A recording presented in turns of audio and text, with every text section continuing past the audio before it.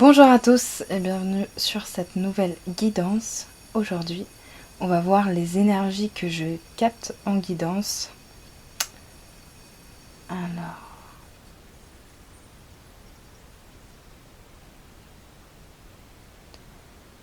il y a une sorte de pression. Quelque chose est mis sous pression et ça nous stresse.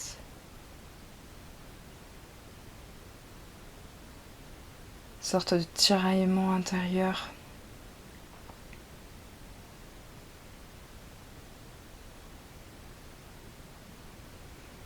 Ce tiraillement, il a besoin de s'exprimer à travers le chakra de la gorge. Donc à travers la communication, l'expression.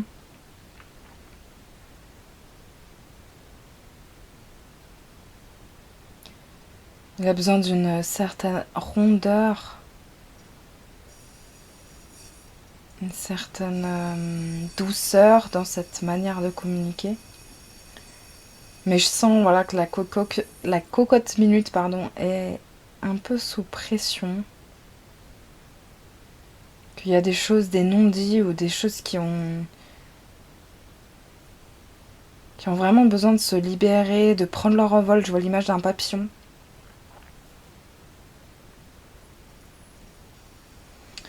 Donc le papillon, ouais, ça représente la libération, ça représente la transformation. Là, on nous dit que cette légèreté avec laquelle les choses peuvent être faites, cette légèreté du papillon, en fait, qui butine, qui va de fleur en fleur et qui fait son job d'une certaine façon, elle peut être faite de la même manière que le papillon. C'est-à-dire justement, voilà, il fait son job à travers le fait de butiner, et nous aussi on peut poser nos actions dans la matière de cette même façon et dans le même registre que cette communication qu'on doit faire, qu'on doit entreprendre maintenant.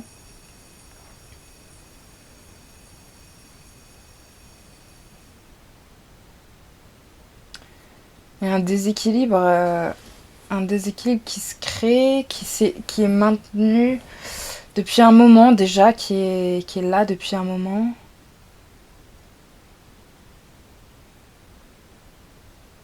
Ce déséquilibre n'est pas, entre guillemets, de notre faute. C'est-à-dire, oui, bien sûr, c'est une circonstance qu'on a attirée et on est responsable de comment on la vit. Mais c'est une circonstance qui est extérieure à notre pouvoir personnel. Et qu'est-ce qui nous dit ce déséquilibre-là spécialement ? On doit trouver la force de revenir sur le bateau. Alors là, ça c'est vraiment l'image que j'ai là à l'instant. Donc revenir sur le bateau, c'est-à-dire prendre ses bras, se soulever avec ses bras là sur le bord du bateau et revenir en mer, mais à travers notre véhicule que serait le bateau. Alors qu'est-ce que cette image elle veut dire à proprement parler? Ok, même s'il y a de l'agitation extérieure à l'extérieur de nous, on est invité à pas se laisser brasser parce qu'il y a un bateau en fait. Il y a quelque chose qui nous porte secours en fait. Donc métaphoriquement, ce bateau il sera pour tout le monde quelque chose de différent. Mais c'est une chose à laquelle on peut s'autoriser à monter, à accéder pour avoir du repos. Parce qu'en fait, c'est comme si on était dans cet océan qui a agité. C'est un peu la tempête, c'est pas non plus le raz-de-marée, hein, faut pas exagérer, mais c'est une bonne tempête. Et nous, on est dans la mer, dans cette mer agitée, on essaye de galérer à nager, alors que juste à côté de nous, il y a un bateau.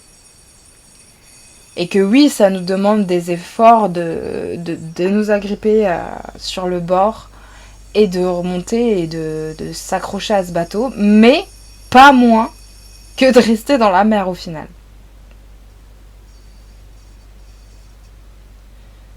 Donc identifier quel est ce bateau, c'est une aide en fait. Hein. C'est quelque chose qui nous, entre guillemets, nous porte secours dans cette tempête.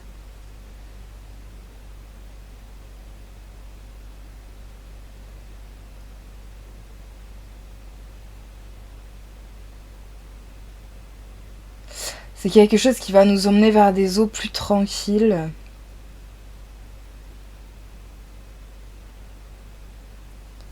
Je vais quand même demander ce que ça peut être, s'il y a des précisions un peu pour ce bateau.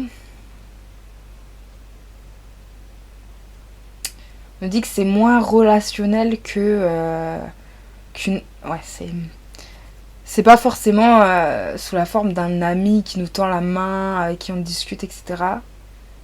C'est un peu une providence. C'est un peu une providence. C'est quelque chose qui arrive pas souvent. Voilà, c'est quelque chose de...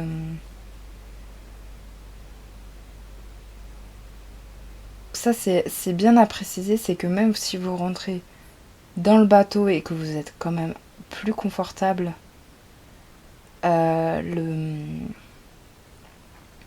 tempête est toujours présente.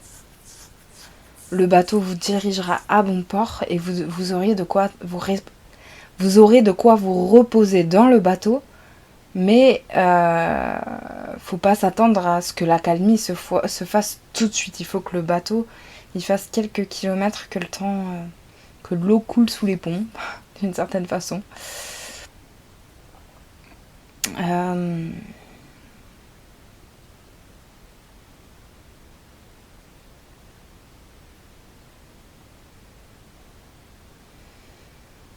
Il y a une lueur d'espoir.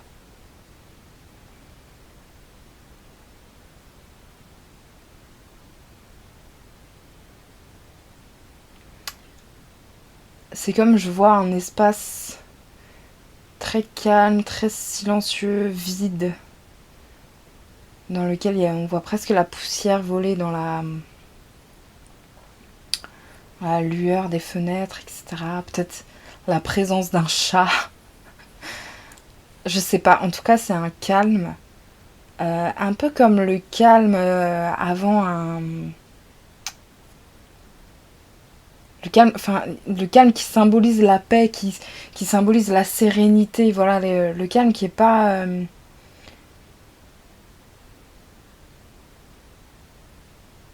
C'est un peu comme le calme qu'on peut retrouver avant de mourir. Ouais. Alors ça c'est... J'aurais jamais cru dire ça un jour, mais voilà. C'est l'espèce de tranquillité qu'ont certaines personnes, qu'ont pu témoigner certaines personnes avant de mourir, de regarder et d'être complètement confiant dans ce qui va se passer après la mort. Et c'est un espèce de soulagement, de tranquillité, de sérénité, de laisser être, de pouvoir en fait transitionner voilà, après avec confiance vers quelque chose qui paraît inconnu, hein, qui paraît inconnu, mais dont on sait profondément que c'est notre entre guillemets notre répit, notre point de... Bon, on sait qu'on va y trouver quelque chose de paisible. Et juste avant ça, il y a... En fait, c'est comme si l'énergie de ce qui se passe donc après, cette énergie-là qui est complètement paisible et calme, eh ben, on peut la sentir avant et elle s'inscrit dans notre environnement. Il y a un sentiment de vide, de perception. Donc moi je vois l'image du chat qui est tranquille, qui observe, qui est attentif, qui est patient, qui est dans la réception d'une certaine façon et dans la maîtrise personnelle. Voilà, il y a une espèce de maîtrise personnelle. Donc pour l'instant, on n'est pas là-dedans. La première étape, c'est l'expression, le fait de remonter sur le bateau. et puis se reposer un peu, puis se laisser atterrir là-bas.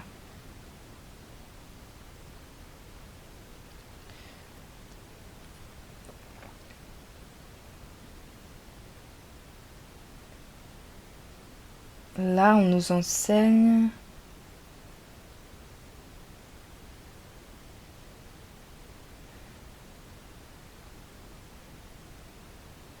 une manière de voir les choses. Voilà. Donc en fait, pourquoi je dis ça, moi? Oui, parce qu'en fait, c'est ça, c'est une perception aussi. C'est qu'on pourrait, en fait, très bien. Donc il y a certaines personnes qui vont vivre ça, vraiment cette espèce d'épopée de passer de cette mer agitée au fait de remonter dans un bateau et d'être porté au loin, de pouvoir se reposer là. Et mais, selon notre perception des choses, on peut ne pas voir le bateau. Donc ça, c'est important d'être dans une vigilance, d'être dans aussi cette légitimité qu'on a à remonter, en fait, à saisir l'opportunité qui nous est présentée. Et tandis que il y a d'autres personnes qui vont qui choisissent, entre guillemets, qui vont rester enfermés dans leurs anciennes croyances, dans leurs anciennes perceptions de la vie, et qui, elles, vont rester dans cette difficulté à nager avec les tempêtes. Ça peut durer longtemps, quoi. Pendant que d'autres personnes seront déjà au loin, dans le repos.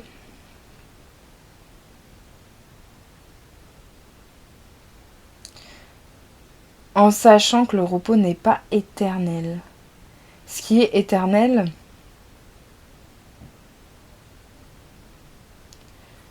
ce qui est éternel, c'est de trouver ce repos à l'intérieur de nous, dans un premier temps. Parce que les circonstances extérieures, bien sûr, on a une prise dessus. Mais ce qui compte, enfin, si on veut faire durer ça, il faut qu'on l'inspire et qu'on le ramène à l'intérieur de nous. Qu'on se l'approprie d'une certaine façon, c'est-à-dire que oui, ok, on va peut-être le ressentir à l'extérieur, ça se traduit par des événements, mais ce qui est important, c'est de le conserver à l'intérieur, parce que finalement, c'est plus un sentiment qu'un biais extérieur, oui. Après, ça se fait naturellement, c'est-à-dire que une fois qu'on l'a intégré à l'intérieur de nous, ce calme, j'ai envie de dire qu'on l'a même dévoilé, que c'est notre nature, etc. Hein. En fait, il y a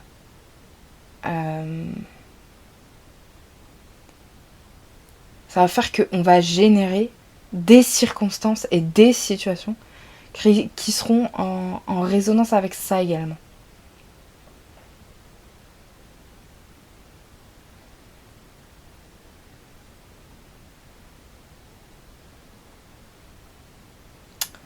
Ok, les personnes qui ne trouvent pas de bateau, qui restent un peu dans cette tempête, il y a deux options. Soit on se fait les bras, on apprend à nager, et puis on trouve les moyens de conserver notre énergie à travers le fait de nager vers la rive, etc. Soit on se laisse échouer sur la rive et je vois vraiment de la fatigue. Et là, un gros... un dépit, une énergie hyper lourde. Les événements ont vraiment été décevants.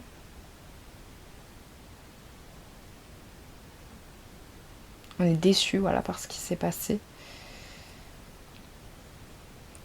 Mais on est las et complètement KO, quoi, épuisé, à bout de souffle. Donc là, il y a quand même trois possibilités finalement. Il y a celui-là qui monte sur le bateau, il y a le sportif, je dirais, et il y a la personne qui, elle, est complètement à bout. Et qui... Et, ouais, il y a 3 possibilités finalement. Il y a celui-là qui monte sur le bateau, il y a le sportif, je dirais, et il y a la personne qui, elle, est complètement à bout. Et qui... Et, ouais, il y a 3 possibilités finalement. Il y a celui-là qui monte sur le bateau, il y a le sportif, et il y a la personne qui, elle, est complètement à bout. pardon, qui s'est laissé bah ouais, atterrir sur emporté par ces nombreuses vagues et atterrir sur la plage. On a le choix, hein. On peut incarner ces trois personnes selon ce qu'on sent. Il n'y a pas de mieux. Il n'y a pas de mieux. Il y a des options plus faciles que d'autres. Bien sûr, l'option numéro 1 me paraît la plus simple. Mais l'option numéro 2, par exemple, se faire les muscles et vraiment développer ça. Être dans la réactivité, dans le yang, dans l'action forte et fulgurante, quoi. On se trouve là au milieu de cette tempête, allez, on y va et c'est parti quand on donne tout. Ça peut aussi être intéressant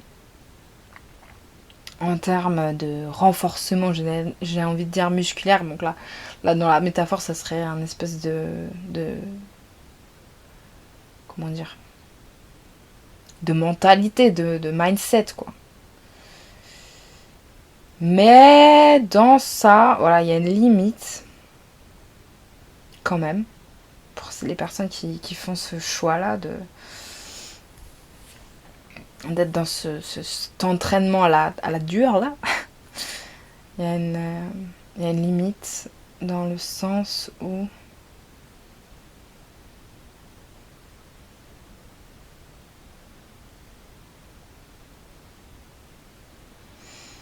elles peuvent croire en fait que la vie est éternellement, entre guillemets... non, pardon, c'est ça. Elles peuvent croire que la manière de réagir à la vie, c'est de devoir lutter, c'est d'être seul contre, entre guillemets. Donc là, il y a une espèce de résistance. Une espèce de résistance à ce qui est d'une certaine façon. Voilà, c'est ça. Il y a une résistance à ce qui est à travers ça. En même temps, c'est quand même, ça nous sort de la panade et on peut être fier de nous d'une certaine façon. Donc c'est un avantage. Et dans le troisième cas, celui qui se laisse échouer, là, c'est vraiment un abandon. Donc dans le côté positif, c'est l'abandon, c'est là on n'en peut plus, on abdique, quoi. Mais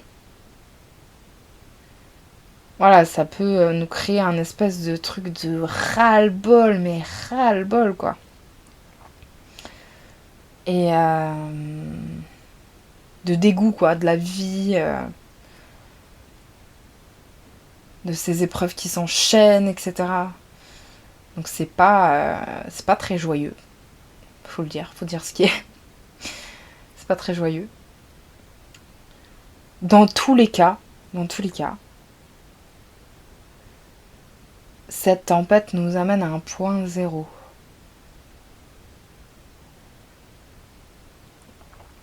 C'est-à-dire, quelle que soit l'option qu'on choisit pour s'y dépêtrer d'une certaine façon,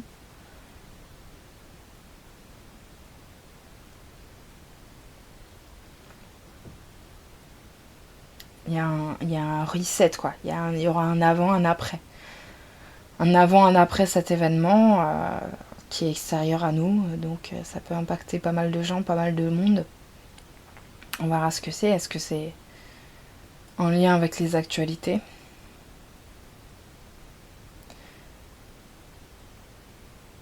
En tout cas, on a tous une façon d'y réagir.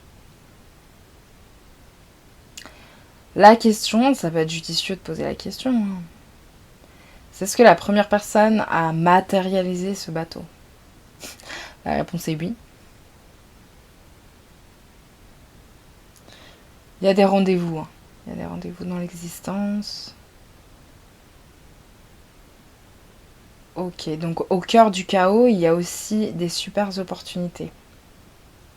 Si on arrive à voir ça, si on arrive à voir qu'au cœur du chaos, il y a des choses qui sont des pépites d'or, quoi. Et qu'on arrive à les saisir à ce moment-là, c'est là où on sort victorieux d'une certaine façon. Mais peu importe, j'ai envie de dire, entre guillemets, l'option qu'on va faire, on fait tous du mieux qu'on peut. Hein. Peu importe, parce que ça nous apprendra toujours. Ça nous renforcera toujours. C'est juste que ça sera pas le moment. Alors là, c'est vraiment fort, par contre, ce que je ressens là. Ça sera pas le moment de se comparer avec le voisin. Et ouais, il y aura des voisins qui vont aller sur un bateau et on va se dire waouh, mais pourquoi pas moi, machin. Il y a des personnes qui vont être dans la capacité, dans le muscle, entre guillemets, dans la force. Et on peut aussi se dire pourquoi pas moi. Et il y a des personnes qui seront dans le lâcher prise et qui vont survivre quand même. Bah, pas tout le monde. Hein. Ce que je vois, c'est que je sens qu'il y a de la mort quand même. Enfin, oui, c'est pas.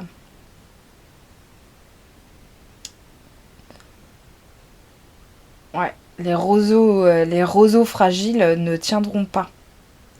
Il y a des personnes pour qui c'est l'heure. Hein. C'est comme ça aussi. Hein. On peut pas être dans la force. Je sais pas si on a 90 ans, c'est un peu logique. Par contre, on peut être dans l'intuition. Et ça, c'est quand même pas pareil. Je veux dire, ça, c'est quelque chose qu'on cultive. L'intuition et la matérialisation d'une certaine façon.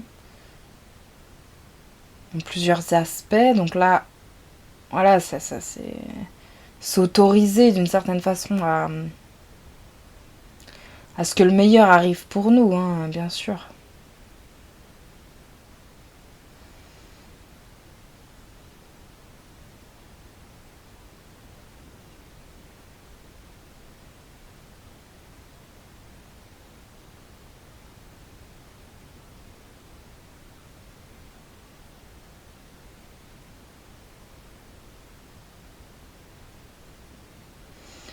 Il va falloir se détendre avec ça. Hein. Je vois vraiment pas d'autre option possible. En fait, là, ce que je ressens dans mon corps, c'est les mâchoires. Les mâchoires de certaines personnes qui peuvent se crisper. Donc vraiment, pour moi, c'est un symbole très fort de stress, de tension, de... Ouais, il y a des événements extérieurs à nous hein, qui vont nous stresser, qui vont nous... Je sens hein, qui vont venir nous mettre sous pression, quoi. Et donc là, c'est vraiment notre faculté personnelle à se détendre, à être dans une relaxation corporelle, hein, de revenir à notre base, de revenir à notre présence, de revenir à notre assise. Là, on est en train de... Je sais pas ce que vous faites en train d'écouter ça, mais moi, je suis assise là, voilà, présent à mon assise. C'est apprendre à ça, quoi. Apprendre. Apprendre, c'est apprendre ça.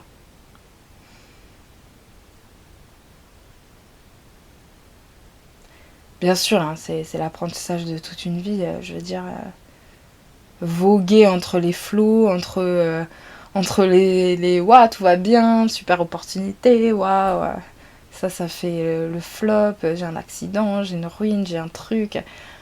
On en est tous là, hein, je veux dire, à, à, à mener notre barque d'une certaine façon entre ces différents aléas de vie. Donc, en fait, tranquille, on peut respirer là-dedans et se dire, ok, j'en suis là, très bien, je fais du mieux que je peux, quoi. Ouais.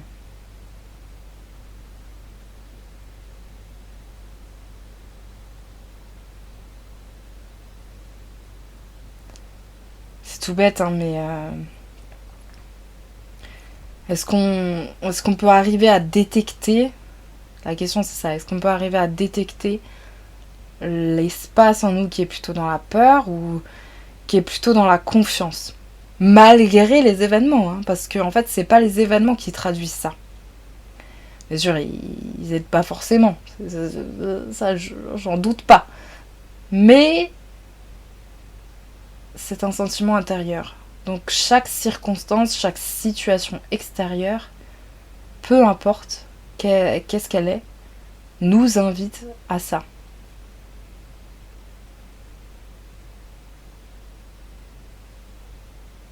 Voilà, nous invite à ça. Quand je dis nous invite à ça, ça veut dire nous invite à observer si on est dans un espace de peur, d'angoisse, soit du passé, soit de l'avenir, soit on est dans une confiance, dans une foi. Voilà, de toute façon, les choses, fondamentalement, les situations nous invitent à ça. Quelle que soit la forme. Donc ce jeu-là, c'est toujours d'une certaine façon pour renforcer cette confiance. Même les événements, les épreuves, les choses qu'on croit qui nous apparaissent avec difficulté.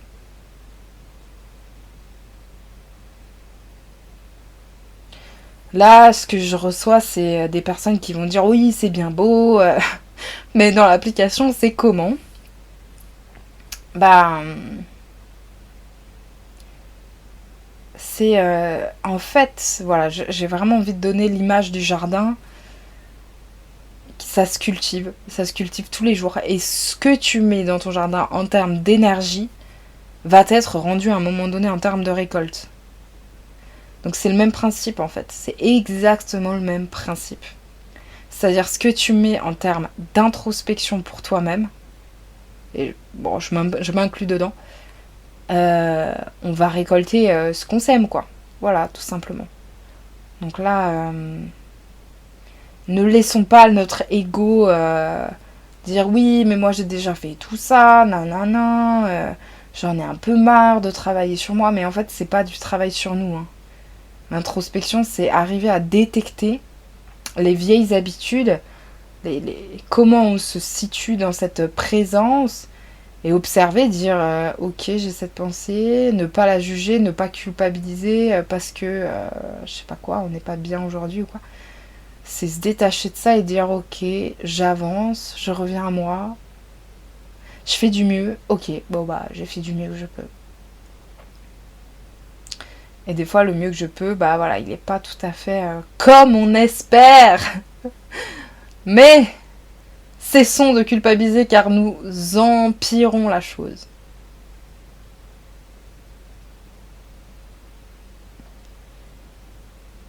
L'énergie d'amour, elle provient d'un espace du cœur, d'un espace d'intention, d'ouverture du cœur. Et si on ne s'inclut pas en premier dans cet espace-là, on n'y arrive pas.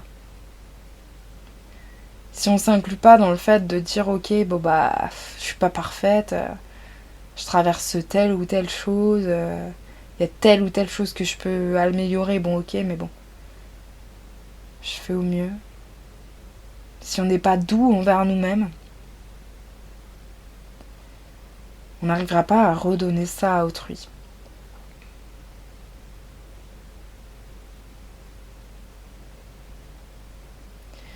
Donc voilà, pour résumer cette guidance, première chose, donc là il y a une énergie de communication, on est sous pression.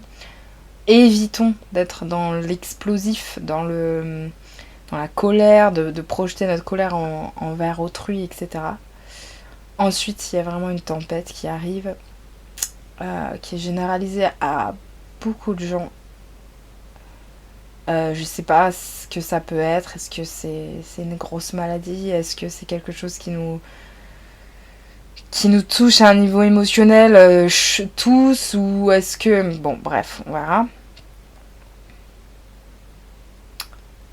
Et on va devoir faire un peu avec ce qu'on a comme choix devant nous.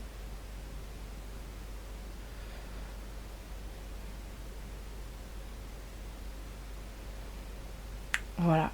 Donc, je vous souhaite à tous beaucoup, beaucoup, beaucoup d'amour, de paix, de douceur.